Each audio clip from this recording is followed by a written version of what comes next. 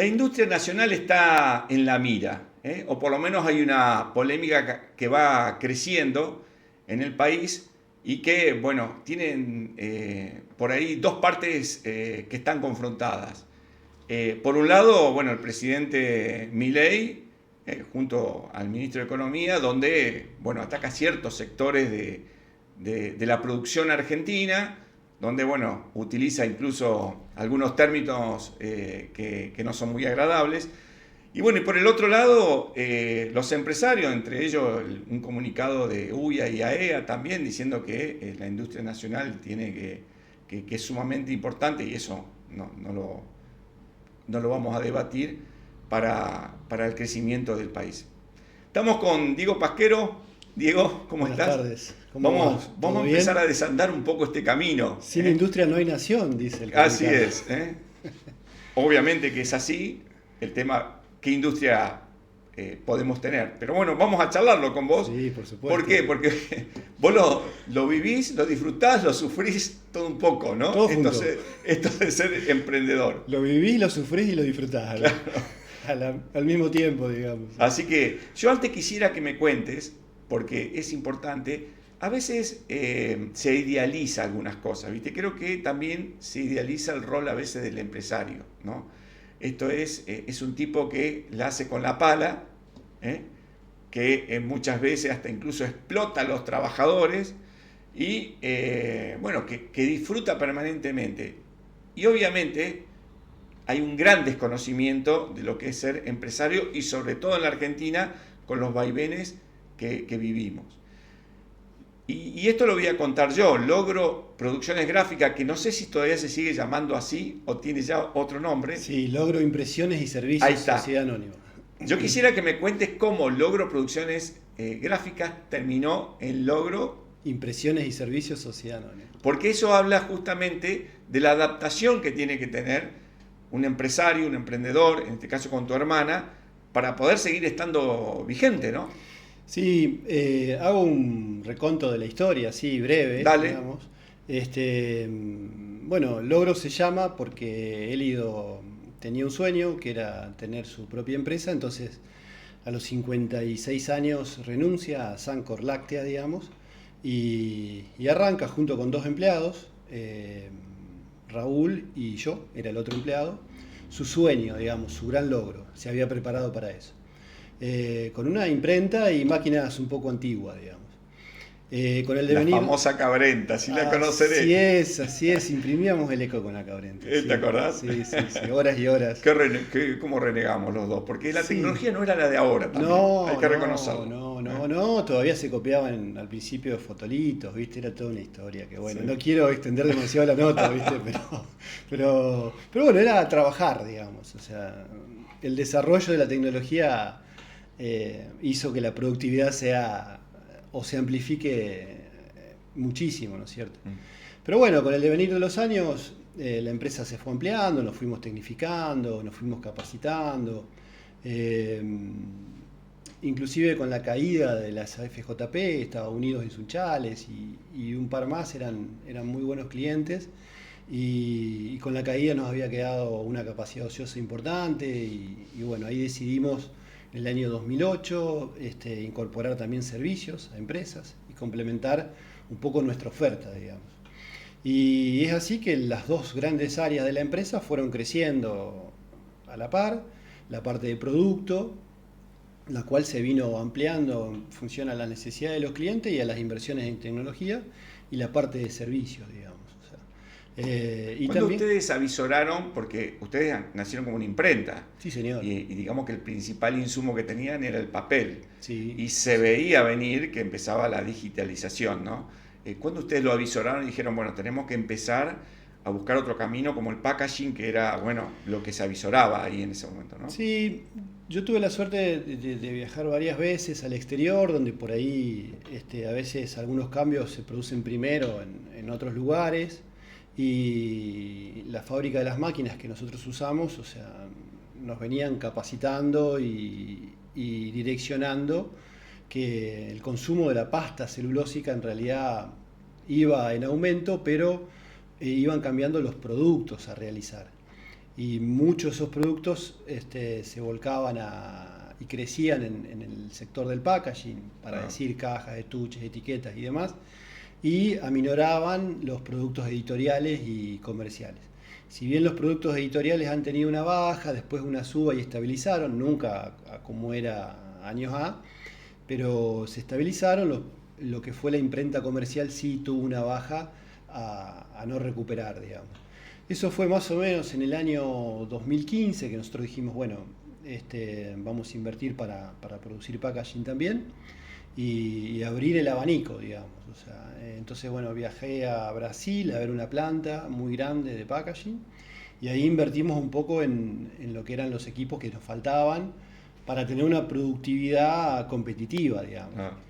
Entonces, año 2016, 2017 se invirtió una parte y año 2020, 2021 la otra parte para terminar de armar ese circuito tecnológico para competir a full con lo que son las cajas, los estuches, bueno, las etiquetas y demás cuestiones de packaging. Y estar hoy parado en dos grandes áreas que son de servicio y de imprenta, pero la imprenta atendiendo lo comercial, lo editorial, con la baja que tuvo y fundamentalmente la parte de packaging. Contame un poco la realidad del Logro y en números, o sea, empleados y sobre todo, bueno, la comercialización que tienen porque supera ampliamente la frontera de la región, sí, ¿no? Sí. Que eso es increíble. Sí, armamos un equipo comercial, nos cambió muchísimo. Nosotros teníamos mucha mano de obra por los productos que se hacían, por la falta a lo mejor de tecnificación. Llegamos a tener 80 colaboradores, creo que ese fue el número máximo, hoy estamos en los 45 colaboradores. Todo ha tenido que ver con el cambio de los servicios, el cambio de los productos y la tecnificación. Cabe mencionar que algunas cuestiones vinculadas específicamente a la producción de algo hecho en papel y a la terminación o al antes y el después, ya sea el envío o el armado o el escaneado, lo que sea, también se fue supliendo por la información digital. Entonces todo fue bajando, fue en baja en lo que es comercial y comercial fundamentalmente. Y por eso la baja del equipo, ¿no es cierto? Eso fue una baja también hecha muy prudente, con concientización de los colaboradores, que por ahí se venían otros horizontes, también con una reducción importante decidida por la empresa, lo cual nos dolió mucho porque en definitiva las pymes, la mayoría, son como nuestra segunda familia, ¿viste? Entonces a veces hacer ese tipo de reducciones y de reestructuraciones no duelen solamente desde lo económico, sino también desde lo social y desde lo humano, ¿viste? Es una tarea, vos hablabas del oficio del ser emprendedor y del ser empresario, y la verdad que como tal vez muchos lo idealizan con algunas cuestiones positivas, también tiene varias que son negativas, ¿no? De todo tipo, porque normalmente el pyme se involucra en todo, muchas veces no está bien, pero somos de involucrarnos en todo, ¿viste? Estás el cara a cara. Sí. Ya vamos a hablar también del valor de los recursos humanos, no solamente esa empatía que generan, y que eso también a veces no se toma en cuenta. Pero nos metemos con el modelo económico, ¿no?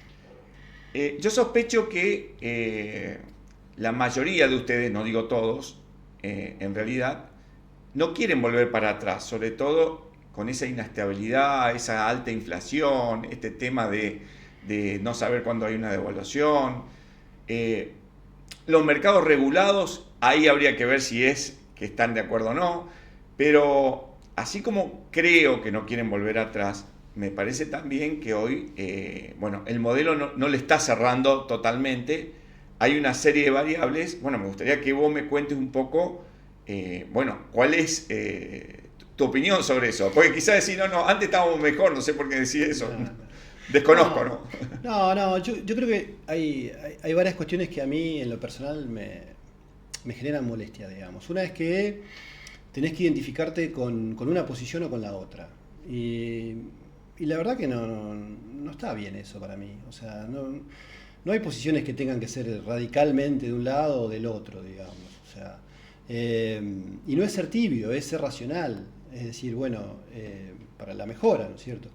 Yo creo que el argentino en todos estos años, nosotros hemos vivido diferentes modelos de estabilidad y de inestabilidad. Hay chicos que a lo mejor nunca vivieron sin inflación. A mí particularmente la inflación creo que nos trae mucho perjuicio. Nos mata, nos mata. Es una raíz de muchos de los problemas. En estos días se hablaba del markup que tenían muchos antes. Y no hablo de los jugadores que se identificaron en estos días, que son gente que juega otra liga, sino hablo del pyme. O sea, a veces el markup antes lo que hacía era cubrir el desfasaje inflacionario para poder reponer un insumo. O sea, donde vos lo comprabas a 8 y cuando lo ibas a reponer estaba en 10 o en 12. O sea, por ahí a veces se tergiversan demasiado algunos temas, digamos. Y además, los argentinos es como que tenemos cierto trauma con el dinero. O sea, en otras partes del mundo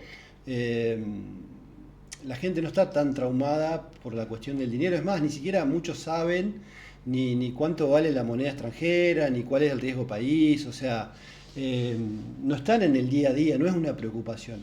Brasilismo, digamos, o sea. A un brasilero vos le vas a preguntar y te parás. O le querés pagar con dólares y... Claro, te parás en el medio del río y, che, a ver, agarrás 10 brasileros y le preguntás, che, ¿cuánto vale el dólar? Y capaz que 9 no tengan ni idea, ¿viste? Pero porque no es una preocupación. Para nosotros hace años que es una preocupación, digamos. Entonces empezó a tergiversar todo, hasta tergiversar la palabra mercado. Es decir, yo digo, cuando hablan de mercado, intrínsecamente las personas piensan en el mercado financiero. Y lo lógico, en cualquier parte del mundo, que el mercado sea el productivo. Claro. Y que en realidad los ministerios de economía, de producción y demás, trabajen en mejorar el mercado productivo. No, acá en Argentina hace 15 años que trabajan para controlar el mercado financiero y eso no genera bienestar, no genera desarrollo. O sea, entiendo yo que lo que genera bienestar, desarrollo, inclusión, es el mercado productivo. Corregime incluso, vos cuando hablan de la economía, en muchas ocasiones se está apuntando a los bonos, al mercado, al Merval, a no sé, que en Wall Street, y vos sí, bueno, pero en el metro cuadrado, ¿qué me soluciona a mí? Sí, como decís vos, o sea, muchas veces apunta a esa mejora, pero que productivamente no sabemos si le pega o no, ¿no? En las acciones creo que sí, puede ser porque ahí va directo un poco la empresa. Sí, bueno, es otro tipo de inversión, digamos, que vos ya comprás la partecita de una empresa, en realidad, la acción, digamos. Sí. Pero más allá de esta cuestión, que habitualmente es una parte de la economía, el mercado financiero, y tiene importancia relativa en cualquier país normal del mundo, acá tiene una importancia trascendental y condiciona la actividad productiva. Y en eso yo creo que es un gran tema. Es un gran tema y un gran perjuicio al cual debemos empezar a volver a la normalidad. Es decir, que la gente pueda ahorrar, que ese ahorro se transforme en inversión, ya sea que el privado invierta su ahorro o que los bancos, con los ahorros que tienen, puedan generar un crédito en condiciones normales o condiciones favorables para que el privado pueda invertir en su empresa, para que la persona pueda invertir en la construcción o en un viaje, en lo que sea. Que movilice el circuito. O sea, piensen en esa alternativa, decir voy a tomar un crédito porque tengo condiciones razonables. Ese crédito habitualmente viene de un ahorro, digamos, de un ahorro que tienen, o de los ahorros de la gente, digamos. Entonces, digo, la condición normal para mí es eso, es decir, que el ahorro se vaya transformando en inversión y la inversión en desarrollo, digamos. O sea, ahora, yendo puntualmente al nuevo esquema, el problema en Argentina, creo yo, es la incertidumbre, digamos. O sea, si bien hoy la incertidumbre es a nivel mundial, nosotros tenemos esa incertidumbre que es la a nivel mundial, cómo se va a comportar la inteligencia artificial, de qué van a trabajar, de qué vamos a trabajar o de qué van a trabajar nuestros hijos y demás, se le agrega la incertidumbre que estamos hablando, digamos. O sea, lo que sería bueno es que haya un plan o una coyuntura con algunos temas que sean a un mediano plazo para que podamos adaptarnos a ese esquema y poder competir. Después nos sentaremos a negociar las gremiales empresarias, las gremiales de los trabajadores, los gobiernos, de cuáles van a ser esas condiciones. digamos, y qué es favorable que Argentina produzca y qué no. O sea, porque en realidad, sacando de lado lo que llaman prebendarios o la persona que hace, o estas personas, grandes empresarios que tenían determinadas cuestiones de subsidio y demás, el resto, la gran mayoría, qué sé yo, no sé si habrá 800.000 o 1.000 pymes o 1.000.000 de pymes en el país, no sé cuántas hay, pero la gran mayoría se levanta a la mañana y a competir, a Claro. desarrollar, a tratar de ser eficiente. Argentina es un país muy ineficiente, porque su tecnología es vieja, porque tiene una sobreprotección innecesaria del trabajador, porque a veces se siente demasiado protegido, y lo digo porque a veces no por una cuestión propia, sino se ve, o sea, eh, no se habla de productividad y eficiencia, ¿viste? También hay un sistema impositivo no solo para la empresa, sino también para el trabajador. O sea, lo que se paga de cargas sociales, yo el otro día publicaba en mis redes, Suchovsky hablaba de lo que sale de la empresa para pagar un sueldo y lo que le llega al empleado. Claro. Lo que en el medio quedan en las cargas sociales y después cuando la persona va a un supermercado o a comprar una cosa, los impuestos que está pagando. O sea, un litro de leche tiene implícito un 21% de IVA más un montón de cosas, digamos. Entonces hay una matriz que hay que corregirla y que sí, yo estoy de acuerdo que va a ir muchos años corregirla. Pero si cada uno quiere tirar para su molino y no piensa un poco en un esquema del bien común, se nos va a hacer muy difícil. Yo personalmente creo que no hay que victimizarse, creo que hay que competir, pero la competencia tiene que ser leal. O sea, porque, a ver, competencia desleal es yo compito contra otro que no tiene a lo mejor los empleados o todos los empleados en blanco. Y eso ya es una falencia del Estado. A su vez, el Estado dice, abro las puertas y compito contra una economía que no tiene la carga impositiva que tenemos acá en Argentina. Entonces yo creo que para no destruir el empleo, porque en realidad, y lo hablaba con un cliente ayer o antes de ayer, me dice, mirá, dice, este producto lo empecé a traer yo de Turquía porque no me conviene comprarlo acá. El problema no es que solamente trae ese producto de Turquía para revender acá. Trae el producto de Turquía, trae la bolsita, trae la caja, trae toda la mano de obra turca para venderlo acá. Ese es el problema, digamos. O sea, eso es lo que se ve atacado. Y el tema es que las condiciones no son las mismas. Tampoco sé en Turquía las cargas sociales que tienen, ni la matriz impositiva que tienen, digamos. Pero yo creo que, o sea, yo creo que los empresarios o los industriales o las empresas de servicio, lo que sea, no estamos reclamando un subsidio o una dádiva del Estado. Yo creo que el reclamo es, mirá, no tenemos ningún problema en competir. O sea, hablo de la gran mayoría del PYME, ¿no? O sea, no tenemos ningún problema en competir. El problema es que las condiciones sean medianamente parejas para todos, digamos. Porque, a decir verdad, las exportaciones son muy importantes, o sea, y más si el producto tiene valor agregado. De todas maneras, Argentina, su gran mayoría de exportaciones, lo que va afuera no tiene demasiado valor agregado. El otro desafío, digamos. Entonces me parece que, por eso hay que armar, o sea, yo entiendo que en estos primeros años se está tratando de solucionar determinados problemas en un corto tiempo, digamos.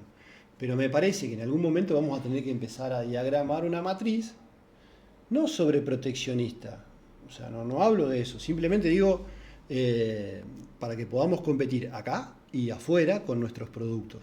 Claro.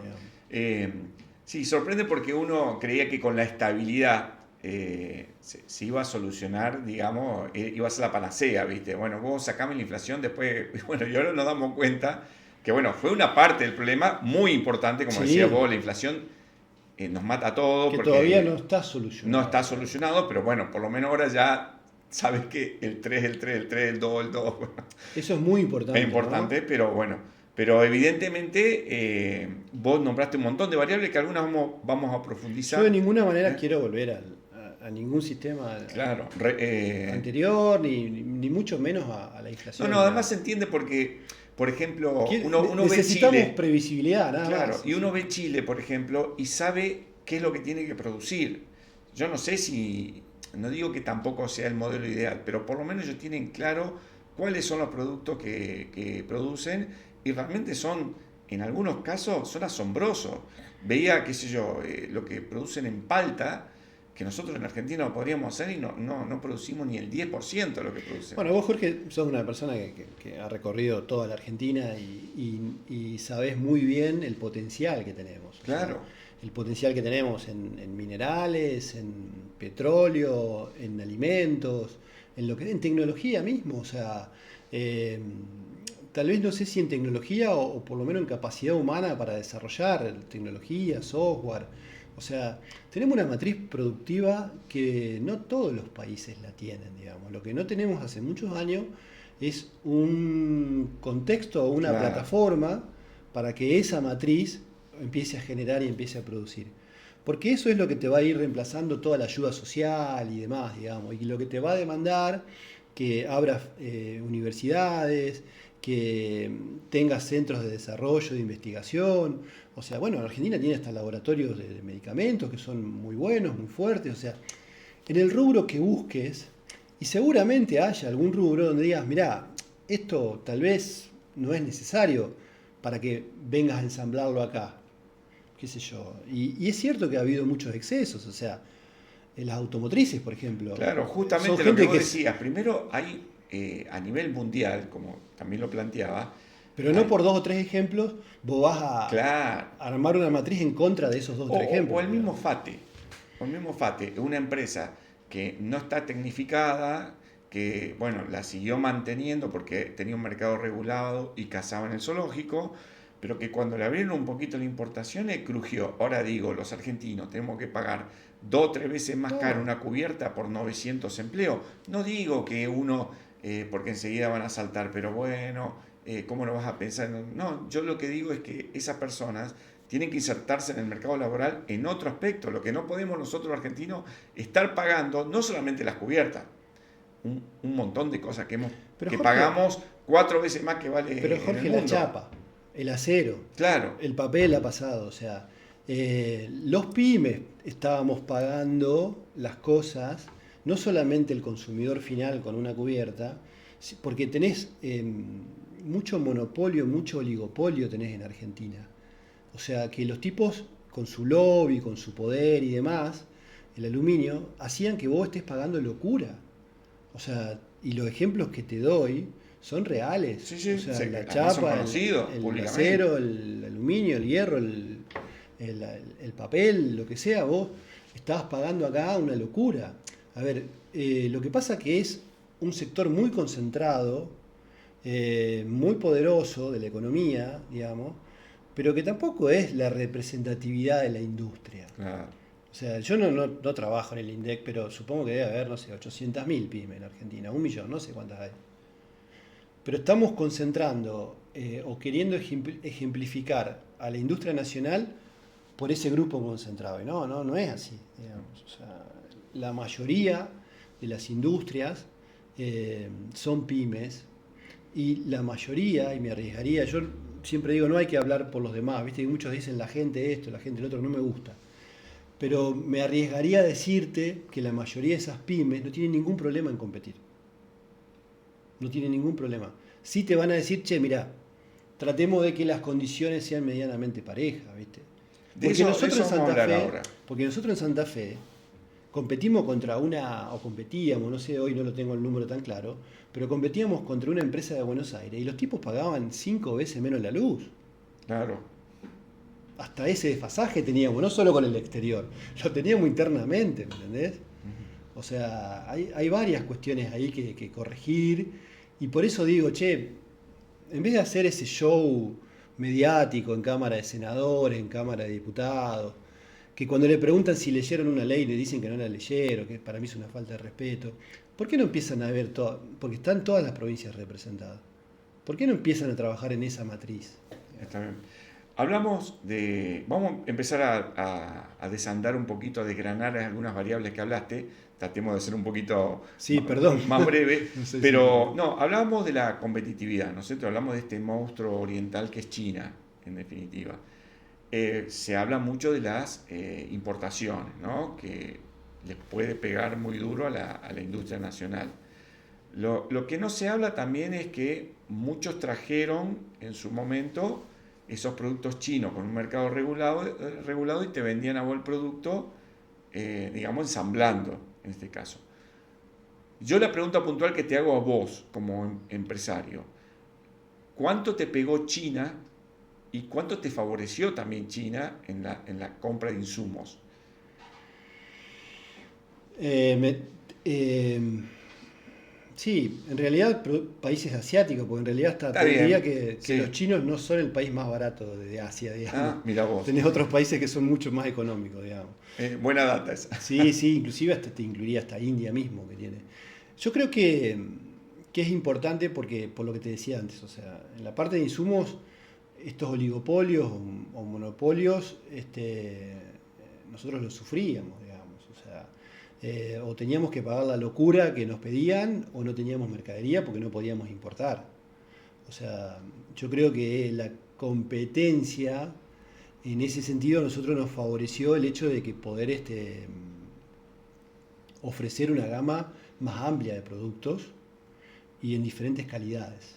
Yo creo que en ese sentido, eh, por lo menos a lo que vos no tenés demasiada oferta nacional, eso es una oportunidad, digamos.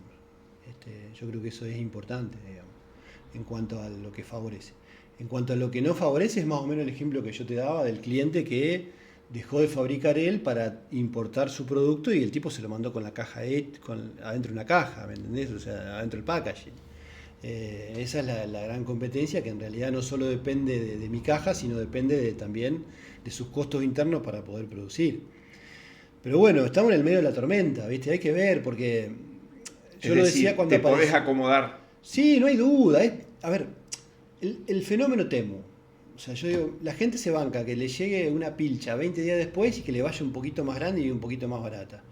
Y capaz que en algún momento eso se acomode y mucha gente vuelva a la tienda de confianza y compre la tienda y compre la pilcha que le va y capaz que igual, al mismo precio o a 2 mangos más, pero no va a comparar jamón con mortadela. O sea, va a volver a su tienda de confianza porque va a querer que su pilcha le vaya bien o la zapatilla no le quede apretada. Claro. ¿Entendés? O sea, yo creo que estamos en el medio de la tormenta.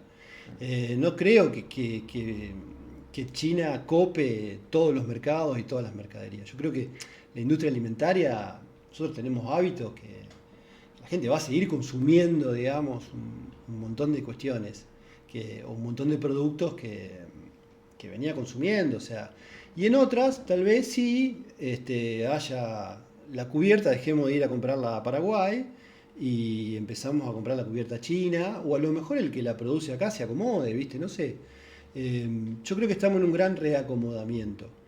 Y uno de los grandes desafíos no es solo competir con los chinos, sino también es eh, las nuevas automatizaciones, las nuevas diferenciaciones, los insumos o los productos y servicios que se van a seguir consumiendo y los que no. O sea, estábamos en el medio de una gran tormenta, digamos, en el cual tenemos que ir preparándonos. Eh, yo no creo que destruya la economía argentina, China. O sea, sí va a complementar en varias cuestiones, pero no creo que la destruya porque hay una matriz productiva muy amplia en Argentina. Puede llegar a sernos mejores, veremos, ¿no? Pero quizás nos puede llegar a ser más competitivo Yo creo que si se para ganar acomodan las mercado, ¿no? variables y se estabilizan y no hay tanta incertidumbre, yo creo que somos muy competitivos y tenemos que saber qué mercado atacar.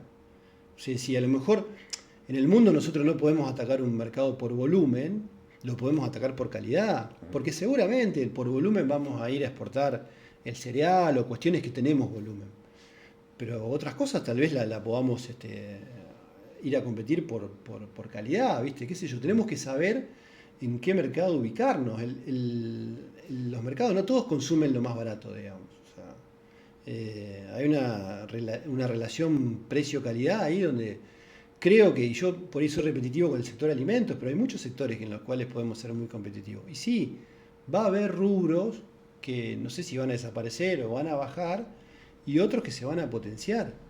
En el medio hay personas que se tienen que readaptar, empresas que se tienen que readaptar. El problema es el tiempo y los Ahí recursos está. para que no desaparezcan. Clave lo que dijiste, es cierto.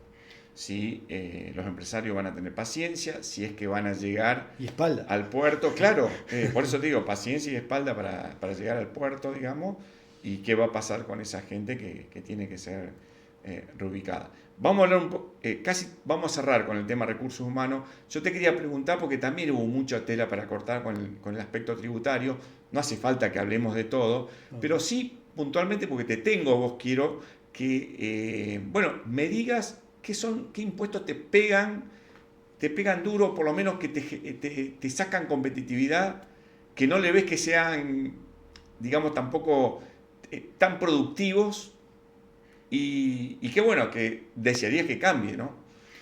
Sí, tenés impuestos que tal vez a nosotros no nos peguen demasiado, como el ingreso bruto, que es regresivo, pero a la industria no le pega tan de frente.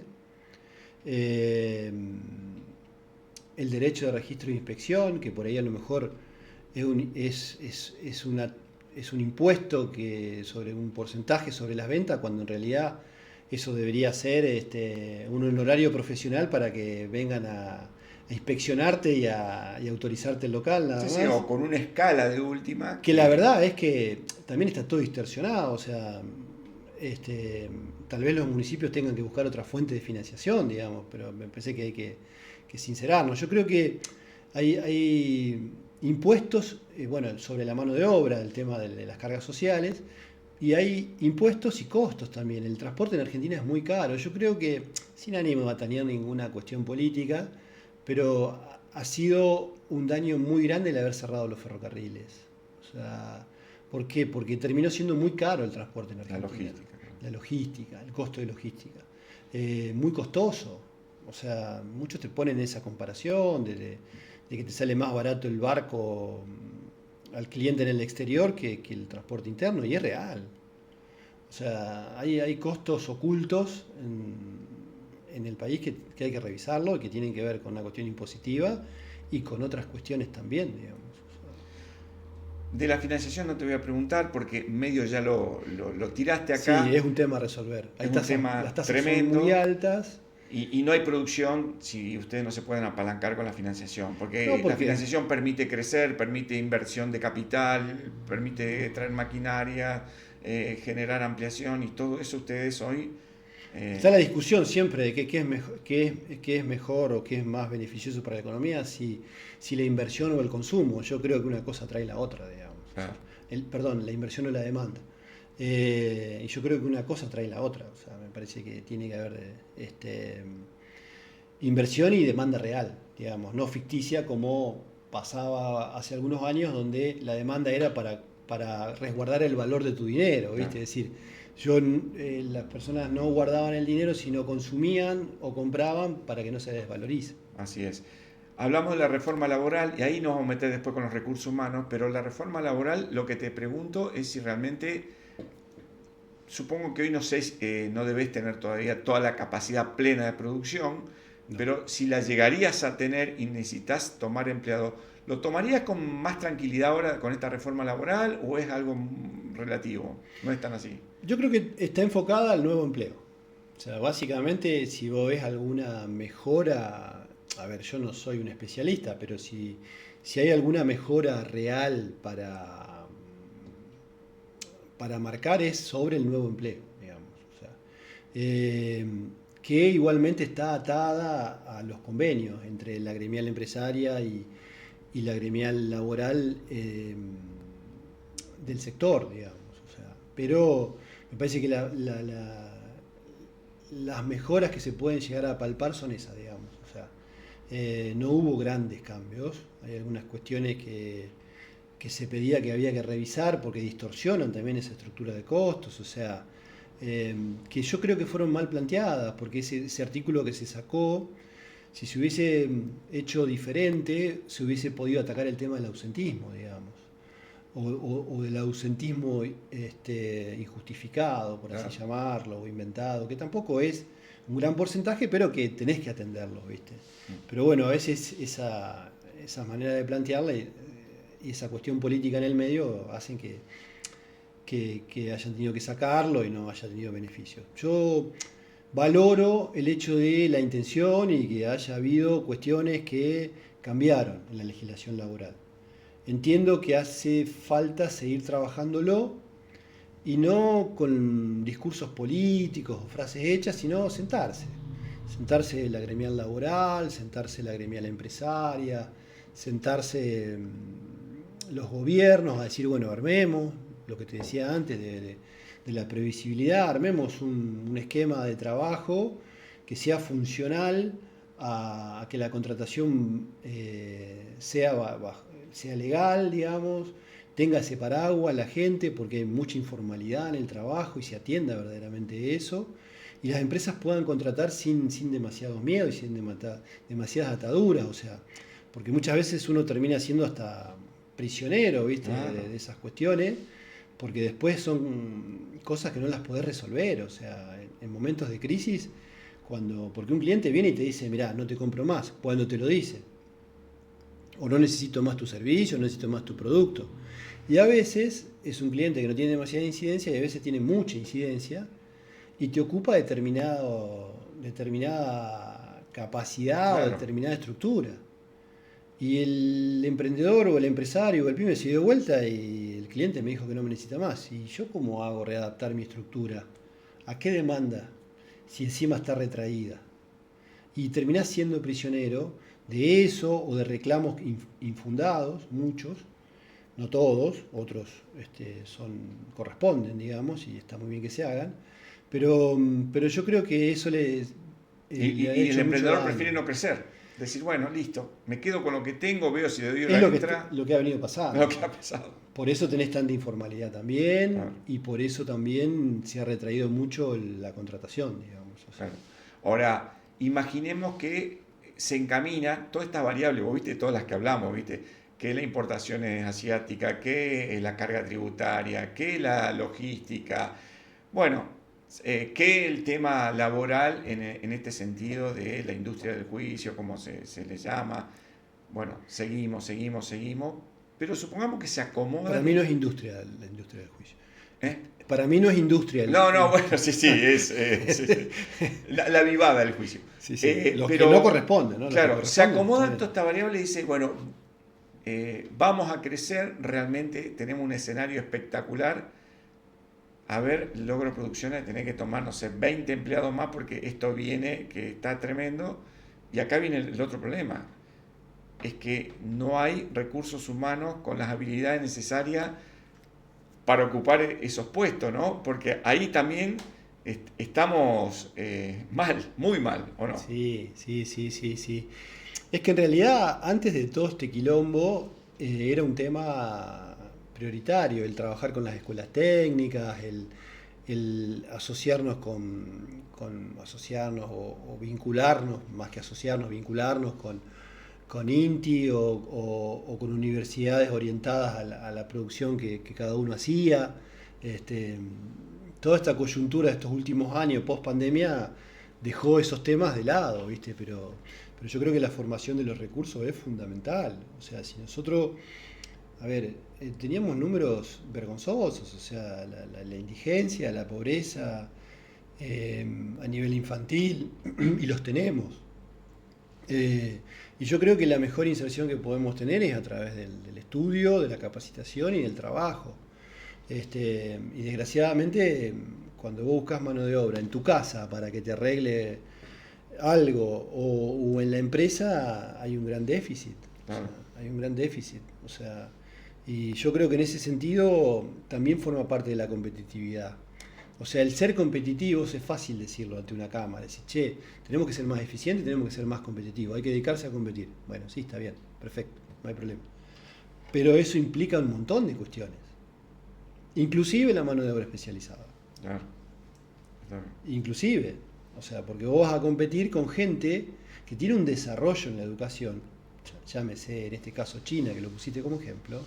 Los tipos están laburando en educación y en formación de sus recursos a un nivel o sea, de primeros países del mundo.